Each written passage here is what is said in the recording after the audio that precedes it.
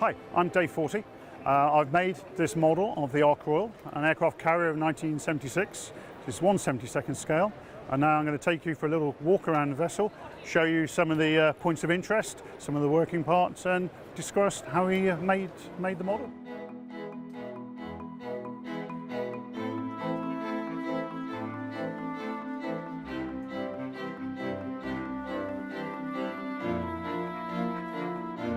One of the key things with any model is to get that sort of element of authenticity. Models can look very sterile and super clean. So with the Ark, we've added an awful lot of weathered rust, just as you find on the real ship. So for instance, around the anchor, and by the way, the anchors do go up and down, there's little motors inside. So we've got the weathering. Also where raindrops catch and water catches, you have these little streaks of rust. The rust is actually real rust. We have a bag of nails. We soak it in salt water, crunch it all up into a rust powder, and then paint the rust on. It's taken 25 years to complete. Started from the builder's plans using wood. She's got an oak keel, plywood frames, and then a red cedar planking. And over the years, we've built her up now to be finally finished today. She is fully radio controlled. She has 4 motors.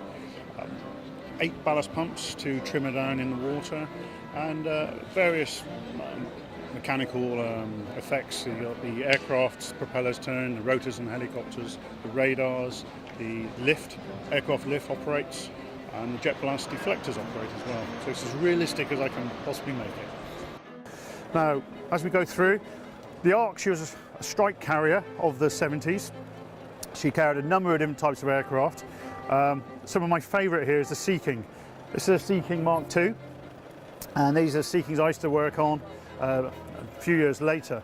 Now with this one, we've got 2 little motors, one for the tail rotor, one inside running the tail head, but we've got a fault with the aircraft. We've got the electronics bay open and the doors, and that's a scenario. I used to be an electrician, and I used to frequently be the person that's inside the nose there trying to repair it. And up forward here, we've got 2 Mark 46 torpedoes ready to be loaded on. It's thousands upon thousands of hours. Cost, most of it is hand-built from scratch bits of wood and bits of things. The kits are bought, but in total, it's insured for around about £10,000. But the cost really is impossible to say. We should hang over. Yeah, as the lift came up, there's like a little cusp there where the water used to go. And you just put your foot in it and the water will go down onto the guys in the hangar below. I used to enjoy doing that, that was fun. We discussed the weathering. You have scorch marks on the flight deck. This here is the forward catapult, and here you see where the 2 scorch marks for the Buccaneers and the Phantoms from the Spey engines. Again, replicated on the deck. Here you have some of the different patchworks of paint. On an aircraft carrier, the guys are constantly maintaining the aircraft, the deck. The deck gets a real hammering from heat, from tyres, from weather. So they've always been painted, and they are quite a patchwork. And again, you can see scorch marks here on the back of the jet blast deflectors on the back of that aircraft. She's fully radio controlled. She operates on an operator on water, but because she's so big, it's impractical to have lots of lead weight to ballast her. So we have pumps.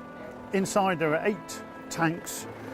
With these switches here, we can pump water and trim the vessel down so she sits correctly on the water. We carried out a full flying program in our operating area some 60 miles to the east. When I was a little boy, I lived in a little fishing village called Kingsand, and it's just on the border with Plymouth and Devonport Naval Dockyard.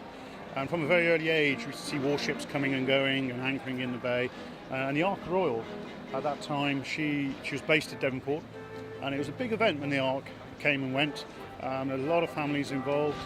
My primary school, you'd have the morning off school to watch her sail and things.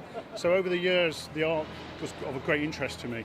I started making models, little airfix kits, and then over the years sort of made bigger models, and ultimately the Ark Royal stuck with me in my mind, and this is what we ended up with. So she's very strong, very durable. She's also very heavy. She weighs around about 90 kilos. So it's a real strain to lift her. The island itself is all made of plastic strip. The radars all turn at the right RPM.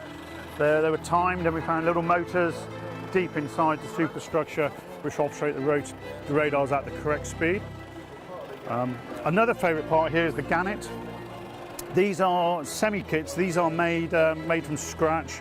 Again, got little motors inside. But in this particular one, we also have the jet blast deflectors up behind. These operate, go up and down. And she's there on the catapult. The polluter just started the engine, the crew are around ready to go. She's preparing to launch. Further back, we have, again, crew wandering around. You have lots of flight deck equipment, which all enhances what a model is like. Decks of aircraft carriers are very, very busy things. They are meticulously well planned and ordered, but there's so much equipment, you have to sort of very carefully operate around it. Hence there's drop tanks, forklift trucks, salvage cranes, towing arms for aircraft, fire extinguishers, and even towing arms here.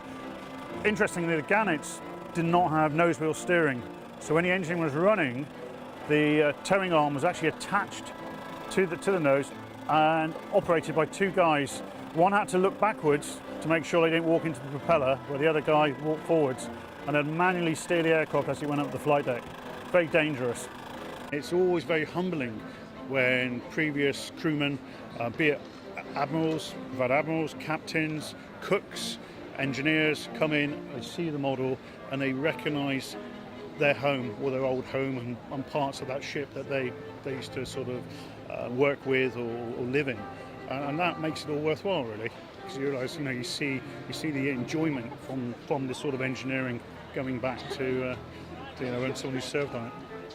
Now coming back to the stern, here are the propellers, bronze propellers. They were cast for me. So each one goes to a motor. The motors themselves come from Ford Fiestas. They're little heater blower motors in Ford Fiestas, 50p from a scrapyard, and they drive this thing around all day long on one car battery charge. And right at the back, another little trick I like, it's the gannet. This one is actually not going to land because the deck is fouled. However, she's going to be a low flyby. But again, we've got a motor inside here as well. So we're using the power, we have a cable inside this rod running up through to bring her in. And there we go, we can actually take her off, disconnect her. And that's again one of my favourite things, made scratch built, and we put a little motor in there and the pilot. All the aircraft have authentic numbers and serial numbers on, so they all represent actual aircraft that were on the aircraft carrier in '76 run to the squadrons. If she goes to a museum or somewhere, I will probably build something else, but be a lot smaller. I would recommend you never, ever build a model this big. It is a complete nightmare to logistically store and move around. The slightest catch of a cuff or problem, you end up with a lot of damage. So I certainly wouldn't build anything this big again.